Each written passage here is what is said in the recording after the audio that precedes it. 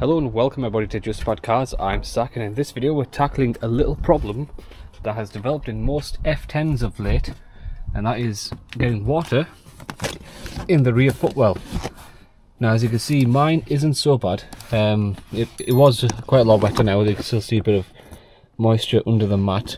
The carpet is still a bit wet, but this problem can get pretty bad. So it does actually pool up in this footwell, gets to about this high. You hear it sloshing around, and if the leak is really bad, you'll see it in the front well and obviously the rear one. It'll just start sloshing forward and backwards. A couple of things that can cause this. One would be the vapor barrier in the door. One would be the seals on the door frame there. But the main culprit is a grommet. If we can go around here under the bonnet, and it sits right in there, all the way back there. So what happens is, on the left-hand drive cars, that is normally a hole for the steering rack to go through, and in these ones they put a rubber/plastic grommet on there just to cover the hole. And what happens over time is these drains here, they fill up with water. Water gathers all the way down in there, blocks our drain up, the water level rises to a certain height and then starts eating away at the grommet and starts leaking into the car, and then that's when you have this problem. Now, this car's about 11-year-old and it's only just started happening now.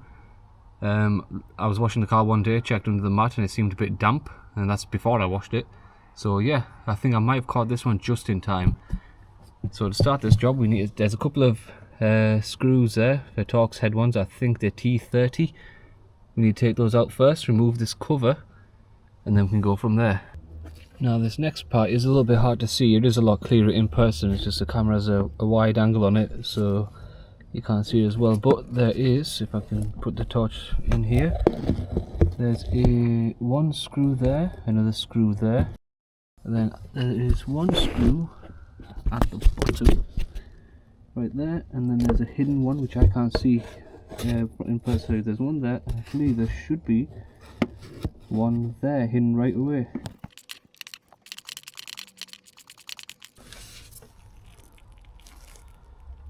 Right, so that's the 4 bolts taken out. As you can see, they are, if my camera focuses, see they have actually been Loctited in, so some of them are pretty difficult to take out. I was just using a 1/4" ratchet, but then I think for the bottom ones I had to use a 3/8 just because it's pretty tight in there, but that's no problem. Those are out, and then now just a case of taking that cover off and seeing what the condition that grommet is.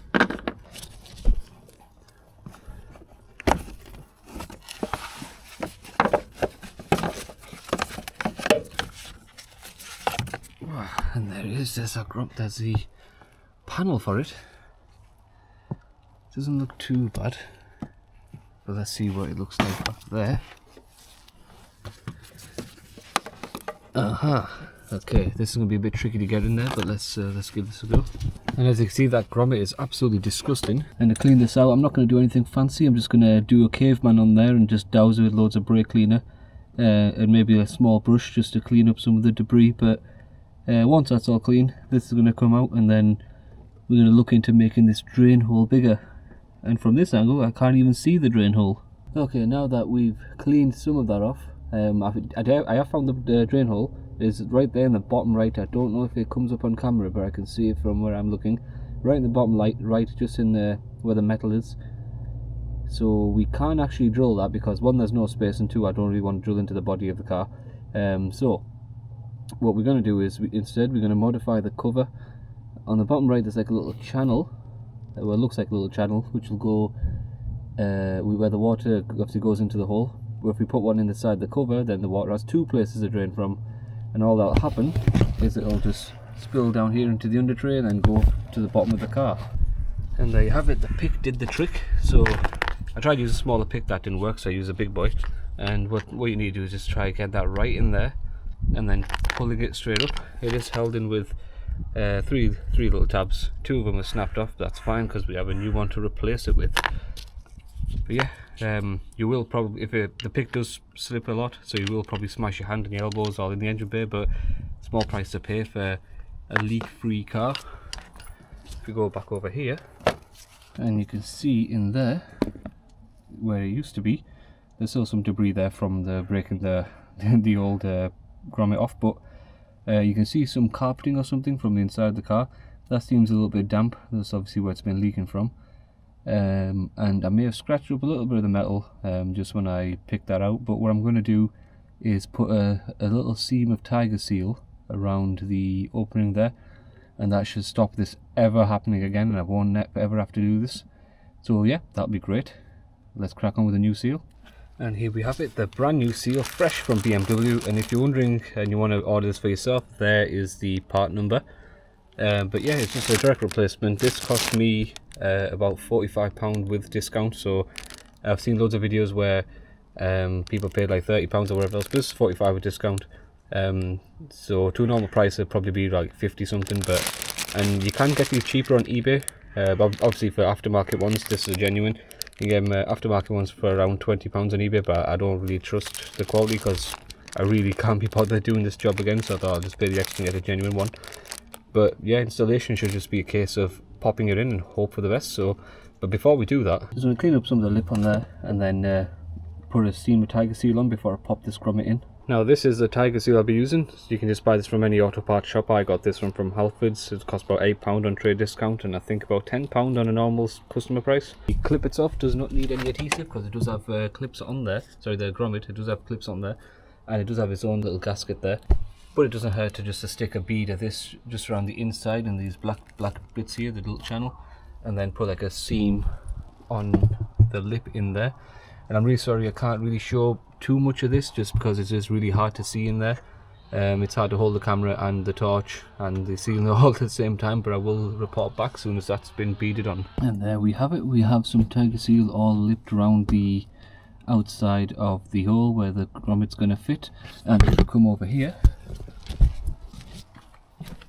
now it's not the best job I've ever done with tiger seal, but as it is with these things, the nozzle was clogged because there is an older bottle. But so just with the end of my finger I have managed to seam it all around there, and that should be a perfect seal, especially once it's clamped down. That should never come off again. And there we have it. The grommet's all back in, so both things have been tiger sealed together. The grommet's been pushed into the little clips. The clip's actually going a lot easier than I thought. I thought it was going to be a big click, but no, they've just pushed straight in. That's fully bottomed out. So the clips by themselves are strong enough to hold its own gasket to the body, but that tiger seal is going to seal up everything and make sure nothing leaks after that. So that should be perfect. But now it's time to tackle the job of fixing this drain. So I've put a little pipe cleaner through the little drain. I did it off camera just because I can't really see anything. And yeah, so the drain's clear, so that will be leaking water straight to the bottom of the car, so that should be perfect. So let's have a little look at this cover and see how that works. So now taking a look at this cover, so the cover sits on the car like this, just flat. And if you flip around, you can see it has a full seal where the area is sealed from the elements. Apart from obviously the water that comes in through the channel goes down here, and then it's meant to come out this way and drain through the body. But you can see the dirt that's gathered up here. That is where the dirty water has been sitting and filling up and then getting to this level and then seeping through the bottom of the gasket. So obviously the tears, like these tears, I made those with a pick, but these other little rips in the rubber, if my camera would focus, these things, that's where it has been leaking in through here, because you can see there's a little hole here. You can see that in the light. There's a little hole here where water could have went past the seal and into here and then into there and then into my car.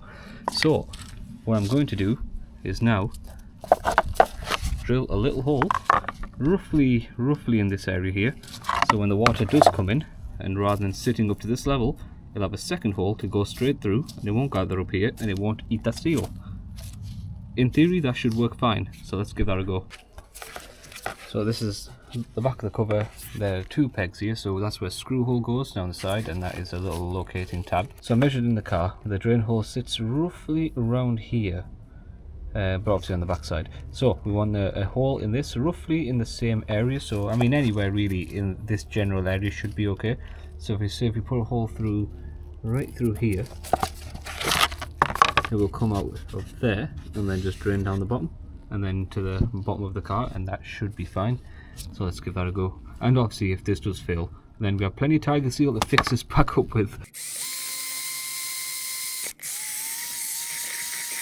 Now as you can see here, I've drilled a hole straight through there and I've angled it so it goes downwards, so that when the water comes up to about this level, it's just going to go straight out the bottom and hopefully keep the water level low enough for the actual drain to catch up.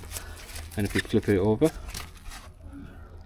there we are, little hole, so water's going to come through here, drain along this, go straight to the bottom, and that should be perfect. And there we have everybody, the cover is back on, all 4 screws are in. That bottom screw was pretty difficult to get in, just because of all the Loctite that was on it, so I did have to clean it up with the wire brush, but that is all done now. And as you can see, our little hole that we made is also there, so any water that will be coming out or gathering up in there will come straight out of there and straight to the bottom of the car. And yeah, so hopefully we'll get no more leaks. This should be done deal. I will report back in a couple of weeks just to make sure that is the case. But for now, the carpet needs to dry out.